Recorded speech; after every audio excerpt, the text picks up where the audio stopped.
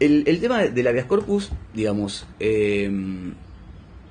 tema habeas corpus en particular como problema más general de las denuncias judiciales, ¿no?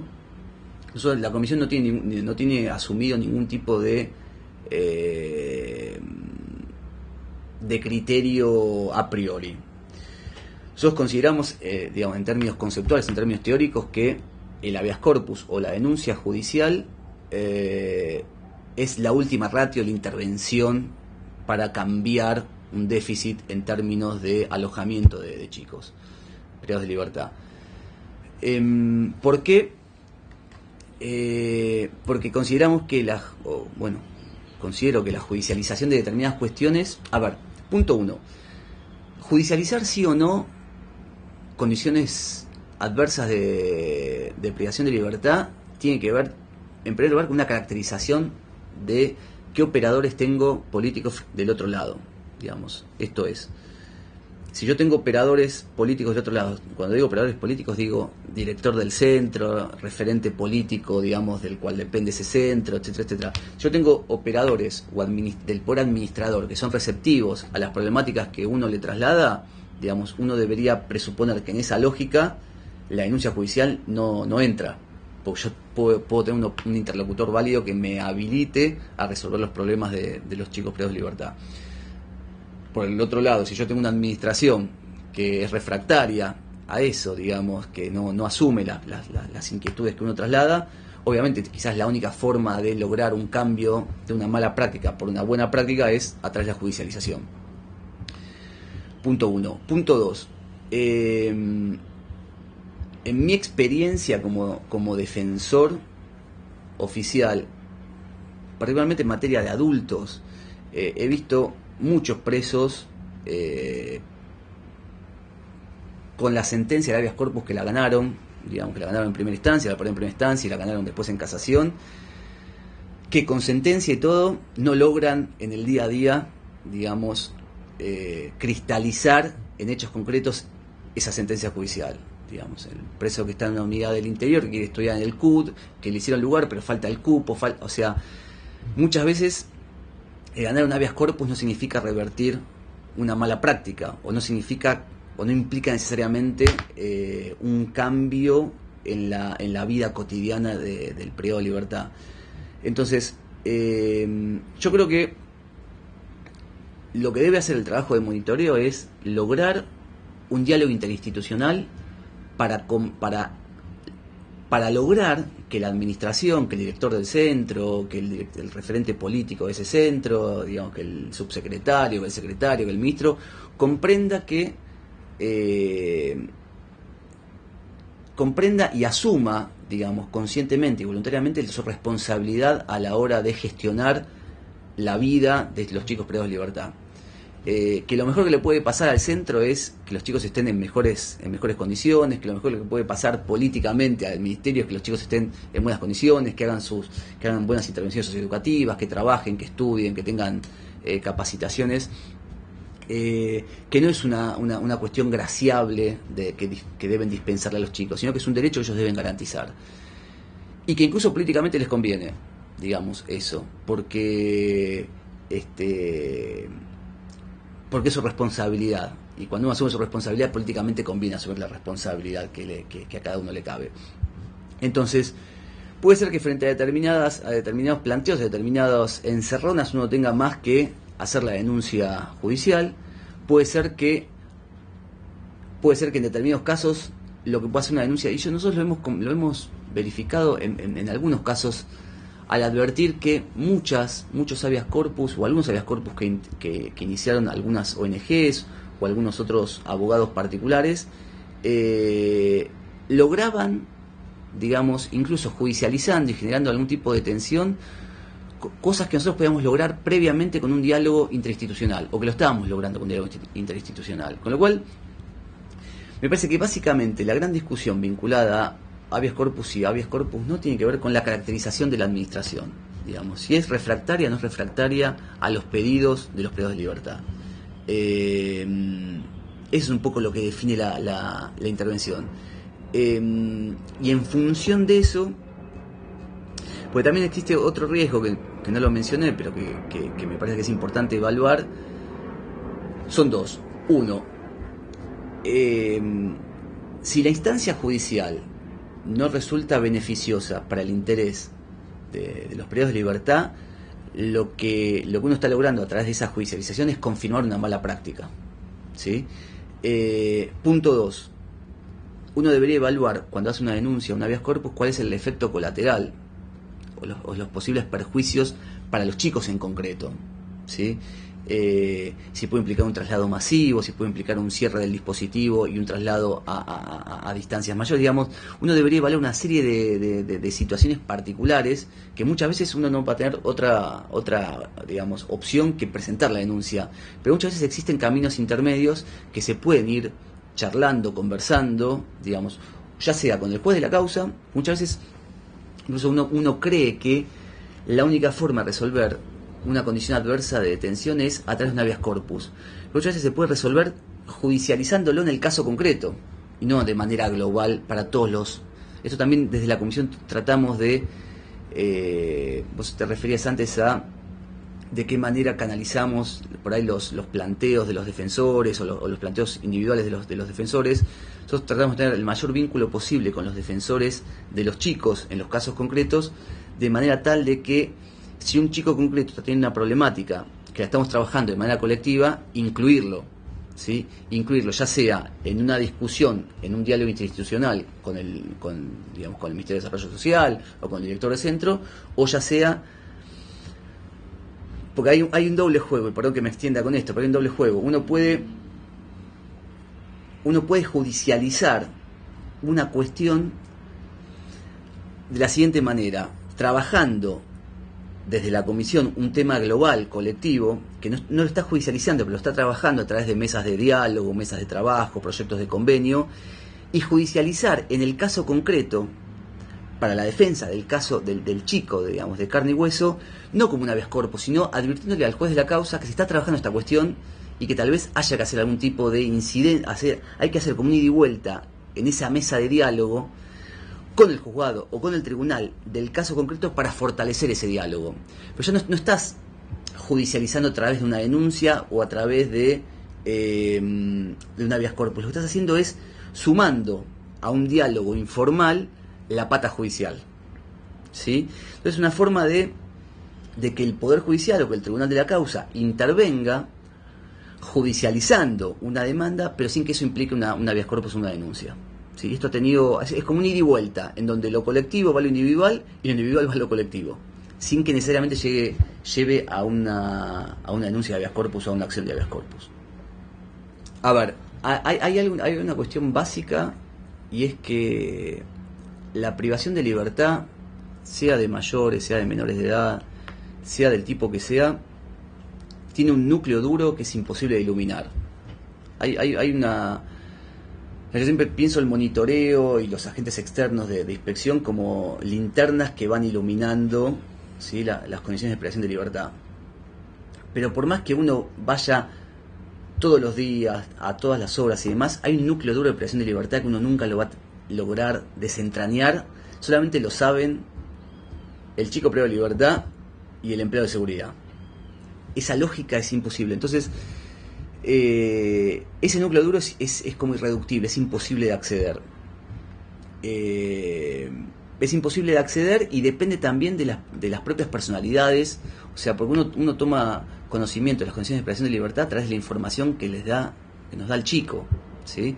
Y no es en determinado sector vamos a tomar información de esas condiciones de privación de libertad según la personalidad, cómo absorbe ese chico, cómo traslada ese chico esas condiciones de privación de libertad. Entonces, lo que para un chico puede ser tremendo, para otro no lo es tanto. Entonces, eso es complicado. Entonces, con respecto a eso, creo que hay un gran déficit hay una imposibilidad de desentrañar concretamente cómo se vive en ese sector las 24 horas. ¿Sí? Ese es un primer déficit. El otro déficit que hay, como decía antes, son las condiciones edilicias y estructurales. Frente a eso yo creo que tenemos una gran deuda en cuanto a lograr un cambio. ¿Sí? La comisión creo que no hemos podido, bueno, implica, si uno lo traslada a mayores, sería como pensar que desde un lugar de monitoreo logren la creación de una cárcel modelo. ¿Sí? Es verdaderamente complejo esto. Yo creo que ese es el segundo gran déficit de la comisión. No hemos podido avanzar en ese sentido. En cuanto a los logros, hemos podido controlar de manera bastante intensa las actividades educativas, los talleres, la formación. Hemos podido controlar de manera muy acabada los problemas de violencia por parte de empleados de seguridad hacia los niños, hacia los jóvenes, a través de los sumarios disciplinarios de los empleados de seguridad, a través de causas penales, a través de las denuncias que los mismos privados de libertad nos hacen.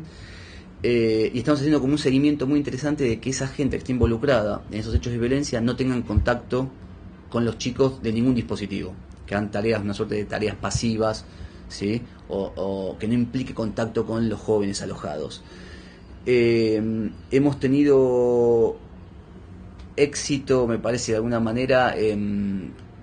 Hemos logrado un trabajo interinstitucional muy interesante, tanto con el Ministerio de Seguridad como con el Ministerio de Desarrollo Social, evitar el alojamiento de menores de edad en comisarías.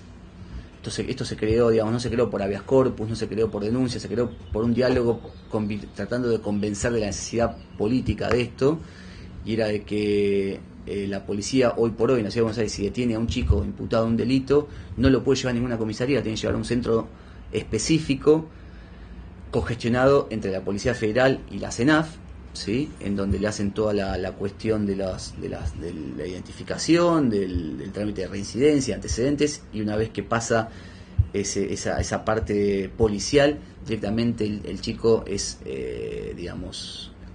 absorbido por un dispositivo especializado, ¿sí?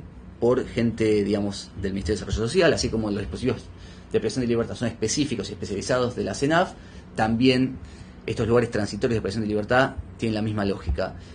Yo creo que hemos logrado trabajar articuladamente con las defensorías, tratando de generar un diálogo de ida y vuelta en cuanto a las necesidades, ¿sí? Que los defensores oficiales puedan contar con nuestro apoyo con problemáticas concretas. Yo creo que de alguna manera hemos tenido algunos éxitos vinculados a la calidad del trato institucional, ¿sí? Existen muchos déficits, existen muchas falencias, existen todavía mucho trabajo pendiente vinculado a cuestiones básicamente estructurales. Pero yo creo que serían básicamente los problemas, los mayores logros que hemos podido consolidar a través del trabajo de un tiempo a esta parte. Muchas veces lo que pasa es que determinadas observaciones que nosotros detallamos y mencionamos no son de resolución inmediata, requiere por ejemplo una licitación. Entonces ahí lo que hacemos es directamente un monitoreo, digamos, a partir de ese problema, ya el monitoreo nuestro no es a través del área, digamos, política del ministerio del cual dependen los institutos, los centros, sino a través del área de infraestructura. Entonces ya hacemos el monitoreo canalizado hacia ese lugar y monitoreamos los plazos de la licitación, digamos, los montos, etcétera, etcétera, y los plazos de ejecución de obra. Entonces, con lo cual uno diría, bueno, ese problema ¿fue resuelto o no fue resuelto? Según cómo uno lo analice, lo pondere, digamos. Si eso habilitó a la apertura de una licitación, me parece que es un buen paso. Después habrá que ver si la licitación se cayó, si no se realizó, si fue declarada desierta. Después hay problemas que tienen que ver con reformas de los baños, o cambio de los inodoros, o designación de maestros. Algunas cosas se logran de manera inmediata, otras cosas no. Otras cosas, por la propia lógica, digamos, de los estructuras edilicias tan antiguas, se mejora en lo inmediato, pero a los 6 meses vuelve a tener el mismo problema. Hay problemas donde ellos te dicen, bueno, básicamente algunas cuestiones que tienen que ver con reformas normativas, de normas de protocolos de intervención, requiere lógicas burocráticas muy intensas, con lo cual por ahí no se resuelven ni en 2 meses, ni en 3 meses, ni en 6 meses, requiere todo un expediente interno. También nosotros somos bastante tratamos de ser bastante razonables en las prioridades. Sí, obviamente que para nosotros lo prioritario es el buen trato hacia el chico. Hay cosas que pueden esperar y circunstancias que no pueden esperar. Lo que no puede esperar, incluso Nosotros de ese manojo de pedidos, de ese catálogo de pedidos, tenemos 1 o 2 reuniones anuales con los máximos responsables del Ministerio de Desarrollo Social para trasladar también, bueno, qué cuestiones no fueron contestadas, qué cuestiones están pendientes de resolver, qué cuestiones están en curso de resolver, pero depende del Ministerio. Digamos, hay como una serie de problemas de distinta envergadura y de distinto nivel de resolución que las vamos monitoreando, ya sea con el director, con el referente político, con el subsecretario, o con la directora nacional, o con el secretario, y se va viendo de acuerdo a las posibilidades de cada emergencia, de cada cuestión. En líneas generales, siempre se nos contestan los pedidos, siempre se nos dicen si se puede o no se pueden hacer esas modificaciones, siempre se nos contesta, digamos, si están trabajando, si no están trabajando, a diferencia de otras áreas, por ejemplo, que depende de cuestiones asistenciales, donde, por ejemplo, hay áreas que no nos contestan ningún informe, ¿sí? Y esto requiere reuniones con los ministerios de las áreas de la Ciudad de Buenos Aires, estoy hablando concretamente de algunas áreas, que implica que nos tengamos que sentar a hablar, a charlar, a tratar de puntear, pero en general hay una buena respuesta por parte de los órganos de la administración para responder las informaciones o los requerimientos. No, en general están detenidos por delitos graves o medianamente graves,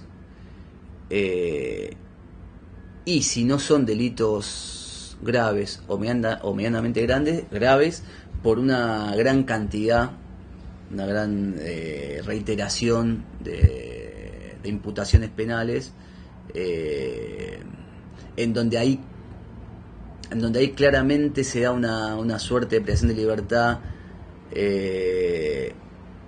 vinculada a la cantidad de causas y a un nivel de altísimo de vulnerabilidad social del chico, ¿no? Pero a diferencia de unos años atrás, la gran mayoría de los chicos privados de libertad tienen que ver con imputaciones graves, tiene que ver con imputaciones de robo con arma para arriba, digamos. Sí. También depende de los grupos etarios, ¿no? A veces puedes tener algunos chicos más chicos que estén privados de libertad por una gran reiteración de hechos que no son muy graves, pero una gran reiteración, ¿no? Pero la gran mayoría son por hechos graves, sí, ¿no? Los problemas de presupuesto muchas veces, o los problemas de intervención en el colectivo de la infancia y adolescencia vinculados al presupuesto se resuelven a través de la imaginación, si se quiere, ¿no? De la creatividad. ¿Qué quiero decir con esto? Hay muchísimos estudiantes universitarios, hay muchísima gente con mucha vocación para trabajar en materia de infancia y adolescencia. Entonces muchas veces se pueden pensar, lo que no se puede resolver por presupuesto se puede resolver a través de pasantías o de intervenciones de formación de trabajadores sociales o de psicopedagogos o de comunicadores sociales, digamos, estudiantes universitarios que puedan aportar algo para darle mayor calidad a la intervención en los dispositivos penales juveniles, ONGs incluso, digamos, y me parece que la defensa pública puede hacer algún trabajo de articulación, digamos, de distintos actores sociales, ya tengan algún tipo de nivel de, digamos, de trabajo territorial o no, o universitario, para la realización de cursos, para la realización de talleres, para darle contenido a la intervención en la vida intramuros.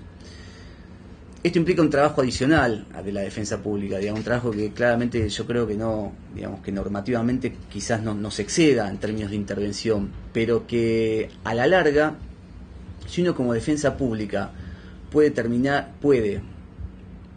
ayudar a que determinados estudiantes universitarios o artistas o trabajadores del arte y demás puedan dar cursos y talleres de capacitación en los lugares de privación de libertad, a través de diálogo, mesas de diálogo, a través de sentarse con los tribunales, con los jueces, con los directores y ver que se puedan armar proyectos sustentables, yo creo que no solo estamos logrando la producción digamos, de mejor calidad de privación de libertad para nuestros defendidos, sino que además estamos logrando medios de prueba para la defensa de nuestros chicos, digamos, porque después esas instancias de formación, esas instancias de capacitación son las que nos van a permitir a nosotros como defensores poder sustentar, digamos, que para algo les sirvió la privación de libertad, si es que para algo les sirvió. Entonces me parece que descontando los problemas de presupuesto, descontando los problemas de judicialización, descontando los problemas de habeas corpus, descontando todo a lo que nos enfrentamos día a día, yo creo que la defensa pública puede lograr algún trabajo de articulación con distintos actores sociales para, de alguna manera, como decía antes, iluminar la privación de libertad de los jóvenes y de los adolescentes a través de medios donde la sociedad pueda trabajar ahí con los chicos. Nosotros lo estamos viendo acá en algunos dispositivos de la ciudad a través de, no sé, universidades nacionales, universidades de arte, ONGs, fundaciones, que son gente que quiere hacer trabajo, que quiere hacer un trabajo serio con los chicos, y esa capacitación redunda en beneficio de todos. Y muchas veces no genera ningún tipo de costo para la administración, digamos, es gratuito, solamente hay gente que quiere ir a trabajar. Entonces me parece que esa es una buena medida para que la defensa pública pueda articular con estos actores sociales en beneficio, como decía antes, para todos, para todo el sistema en general. Tal vez esa sea una observación como para rescatar para un trabajo a futuro.